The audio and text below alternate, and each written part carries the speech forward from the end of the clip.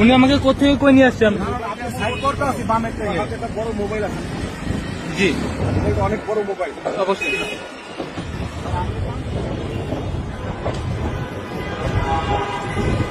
জি বলুন স্যার। আপনারা signal violet করেছেন, আপনাকে দাঁড়াতে বলেছে, আপনারা ওখানে না দাঁড়িয়ে আমাকে ধরতে এখানে নিয়ে আসছেন। আপনারা দাঁড়াবেন না কেন? আপনারা সিগন্যাল ভায়োলেট করেছেন, আপনাদের সিগন্যাল দেওয়া হয়েছে। মোবাইল আছে না, আমার সব মিস। হ্যাঁ, Go and do your job. আমি আমার জবই করতেছি স্যার। তুমি এরকম মুখ মারতেছো কেন? কি মুখ মেরেছি? মুখ মারতেছো কেন?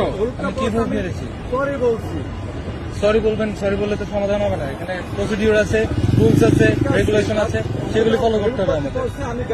আমি আপনাকে ওখানে থামাতে বলছি, আপনি ওখানে না থামিয়ে আপনি এত দূর চলে আসছেন। আমার শোনাই, আমার এখন চাইনিজ এমবেসিতে আমি বিএনপি ভাইস চেয়ারম্যান, চাইনিজ এমবেসির একটা মিটিং আছে, এটা বাদ দিয়ে এখন কি করবো তাড়াতাড়ি করো। জি, আপনি তুই করতেছেন কেন? হয়েছে বাবা, হয়েছে।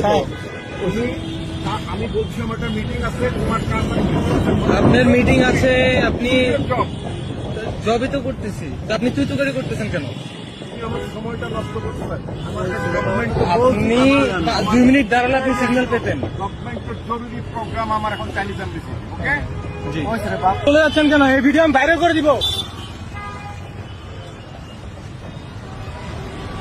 ওনাকে সিগন্যাল দেওয়া হয়েছে, উনি গুলশান 2 এর মতো জায়গায় সিগন্যাল ভায়োলেট করছে এবং ওনাকে ওখানে দাঁড়াতে বলা হয়েছে, উনি এত দূর টেনে নিয়ে আসছে। আর এখন বলতেছে উনি বিএনপির কোন ভাইস চেয়ারম্যান, ওনার বলে অনেক জরুরি মিটিং আছে। তো উনি কি সাধারণ জনগণ না? রুলস রেগুলেশন কি ওনার জন্য না?